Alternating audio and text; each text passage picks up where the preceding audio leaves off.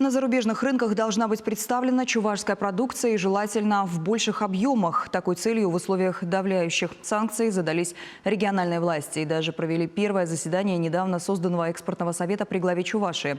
Для чего нужен этот совещательный орган, расскажет Евгения Зиновьева.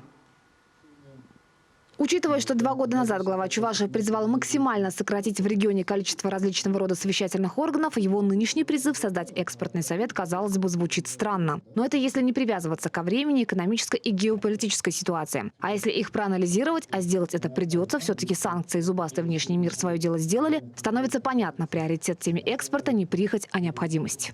В этих условиях, конечно же, активизация по данному направлению – это, с одной стороны, для нас возможность, с другой стороны, как уже было выше сказано, это веление времени. К слову, за 10 месяцев внешнеторговый оборот Чувашии составил 450 миллионов долларов США. Это меньше на 14% по сравнению с тем же периодом прошлого года. И в большей степени, конечно, пострадал экспорт, он просел на треть. В этом году с республикой прекратили внешнюю торговлю 17 стран, но нашими партнерами все еще остаются 84 государства. И у Чувашии, по словам руководителя регионального Минэка, есть что им предложить. Продукция, исходящая с местных конвейеров, вполне конкурентоспособна. У нас на сегодняшний день экспортной деятельностью всего занимается около 350 предприятий.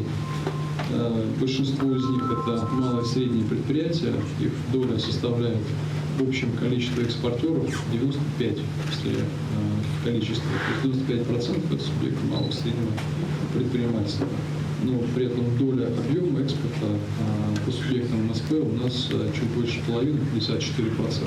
Конечно, начало спецоперации, введенные против нашей страны санкции, заставили пересмотреть свои позиции и перестроить логистические цепочки. Сегодня, по данным профильного ведомства, страны Азии и Латинской Америки проявляют возросший интерес к продукции, выпускаемой в регионе. В качестве перспективных рынков для Чувашии Дмитрий Краснов назвал Китай, Казахстан, Беларусь, Польшу, Узбекистан, Литву, Таджикистан и Турцию. Республика также начала внедрять региональный экспортный стандарт 2.0, то есть запустила целый набор инструментов по формированию гибкой и эффективной инфраструктуры поддержки экспорта. Создание отраслевого совета – это один из инструментов. Для того, чтобы выстроить новую модель, экспортную модель любого субъекта, в частности Чувашской республики, и вводится региональный экспортный стандарт 2.0.